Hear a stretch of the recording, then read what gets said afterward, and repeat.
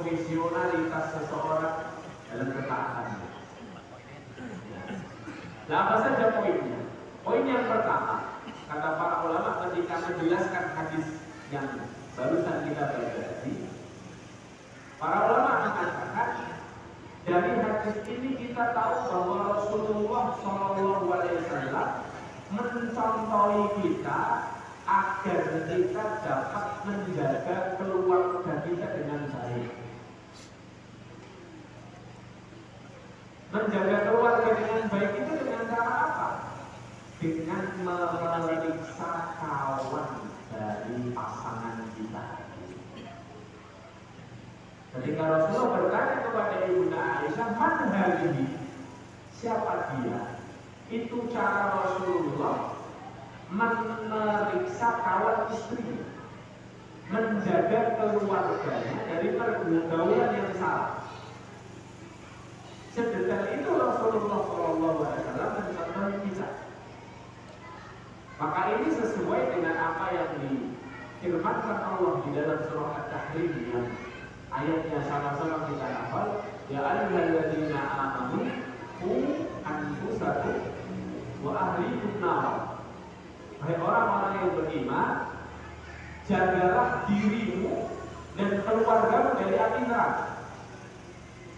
Ada puluhan kitab tafsir yang saya baca untuk menafsirkan ayat ini, Bapak Ibu. Saya menemukan dari tafsir riwayatnya para sahabat dan para tabi'in, kalimat ku anfusakum wa ahlikum nar, jagalah dirimu dan keluargamu dari api neraka. Ini perintah Allah untuk setiap kita, karena objek pembicaraannya siapa? Ya ayyuhalladzina amanu, wahai orang-orang beriman. Tugasnya apa? Jaga dirimu dan keluargamu dari api neraka. Ada 5 penjelasan para ulama yang paling sering diulang dalam kitab-kitab tafsir yang banyak. Kitab tafsir At-Tabari, kitab tafsir Al-Qurtubi, kitab tafsir Ibnu Katsir, Tahrir wa Tanwir Ibnu Ashur, dan kitab Al-Baghawi dan lain sebagainya. Itu saya temukan ada 5 cara menjaga keluarga, diri dan keluarga dari api neraka. Ini sesuai dengan pembahasan kita. Bahwa Rasulullah mencontohkan kepada umatnya bahwa seremeh pergaulan kawan istri atau suami kita itu kita wajib memeriksa. Padahal yang dicontohkan Rasulullah di sini adalah kawannya Ibunda Aisyah radhiyallahu anha yang baik, sholatnya rajin, sholatnya kuat. Tapi Rasulullah SAW tetap memeriksa. Nah, menjaga diri dan keluarga dari api neraka itu dalam tafsir disebutkan ada 5 makna, ada 5 cara. 5 cara ini apa saja? Yang pertama, menjaga mereka dari api neraka itu dengan cara apa? Yang pertama dengan ilmu dan adab. Kata sahabat Ali radhiyallahu anhu ketika menafsirkan ayat ini, beliau mengatakan ad-dibuhu wa alimuhu. Ajari anak dan pasanganmu adab, ajari juga mereka dengan ilmu. Jadi menjaga keluarga itu harus dengan ilmu. Maka keluarga muslim, Bapak Ibu yang dimuliakan Allah, harus punya nutrisi ilmu setiap pekannya. Maka Masya Allah tadi Bapak Takmir kita sudah menjelaskan bahwa di masjid ini 1 pekan sekali ada majlis ilmu. Ya, harus ada majlis ilmu untuk suami, istri, anak-anak. Karena ilmu lah yang bisa menjaga kita dari api neraka. Ilmu yang bisa membedakan antara yang hak dan benar, antara yang halal dan haram, antara yang boleh dan tidak boleh, antara yang kelihatannya benar dan yang kelihatannya salah. Ilmu yang bisa membedakan. Maka untuk menghindarkan keluarga kita dari pedihnya api neraka, itu yang pertama dengan ilmu dan adab. Yang kedua dengan at-ta'ah, dengan amalan-amalan ketaatan. Abbas radhiyallahu anhu, sahabat Ibnu Abbas radhiyallahu anhu, ketika mentafsirkan kalimat qu anfusakum wa ahlikum nar, beliau mengatakan i'malu bi tha'atillah. Beramallah kalian dengan amalan ketaatan kepada Allah. Karena amalan sholih, amalan kebaikan itu membentengi seseorang dari berbuat dosa. Ya. Orang yang biasa mengenakan pakaian muslim, berpeci, bersorban, itu insya Allah lebih terjaga dari dosa daripada orang yang berpakaian biasa saja. Kenapa? Agak malu dia mau melakukan dosa. Orang yang menjaga sholatnya, inna sholata tanha 'anil fahsya'i wal munkar, dia akan menjaga amalannya, akan menjaga dirinya dari mungkin ajakan untuk bermaksiat. Kenapa? Karena amalan ketaatan itu membentengi seseorang dari berdosa. Makanya penting misalnya kita kemana-mana bawa mushaf. Ya walaupun mungkin porsinya satu hari tidak satu juz, satu hari 2 lembar. Kemana-mana coba bawa mushaf. Bawa Al-Quran kecil atau yang ada terjemahannya itu, kalau ada waktu lengang dibaca. Itu semuanya untuk membentengi kita, agar kita malu kepada diri kita sendiri dan malu kepada Allah Jalla Jalaluhu. Yang kedua, i'malu bi tha'atillah. Qu anfusakum wa ahlikum nar. Yang ketiga, para ulama juga mengatakan, misalnya Imam Qatadah dan Imam Mujahid, beliau mengatakan menjaga diri dan keluarga dari api neraka itu bisa diperoleh dengan cara memberikan atau menampilkan keteladanan, keteladanan. Jadi ayah dan ibu, suami istri, ayah dan bunda harus menjadi teladan dalam keluarganya. Anak-anak itu ibarat bayangan, kita ini ibarat benda. Kalau bendanya lurus, bayangannya lurus. Tapi kalau bendanya bengkok, maka bayangannya pun akan bengkok. Maka sama, anak itu akan melihat siapa orang tua. Yang menjadi role model dalam hidupnya itu ayahnya atau ibu. Kalau ayahnya jarang berangkat ke masjid, anaknya pantas malas dalam berangkat ke masjid. Kalau ayahnya jarang memegang mushaf untuk baca Al-Quran, pantas kalau anaknya tidak bisa baca Quran. Nah, maka sebaliknya ketika kita menginginkan anak kita jadi hafidh, orang tuanya juga harus memperbaiki bacaan Qurannya. Ketika kita ingin anak kita menjadi anak yang ahli masjid, maka orang tuanya juga harus rapat-rapat datang ke masjid dengan keteladanan. Yang keempat adalah dengan al-zikru wa du'a. Perkataan Ibnu Abbas radhiyallahu anhu dalam riwayat yang lain. Menjaga diri dan keluarga itu dengan zikir dan doa.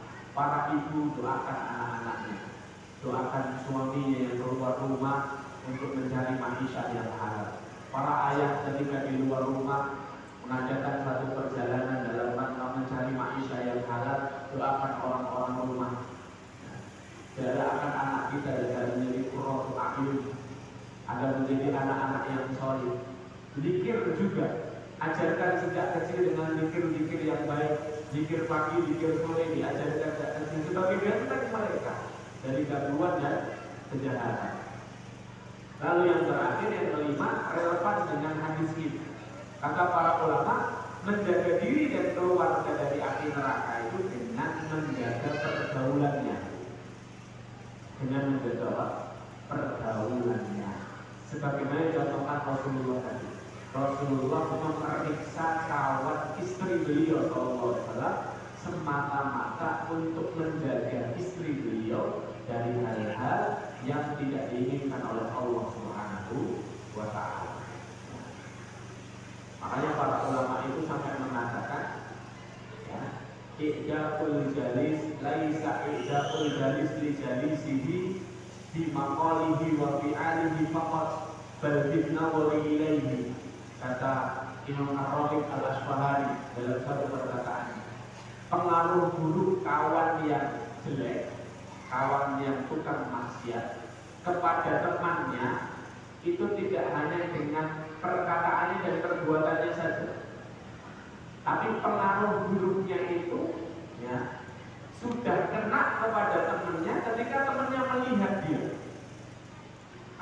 dengan kita memandang orang yang suka maksiat itu kita sudah kena pengaruh buruk.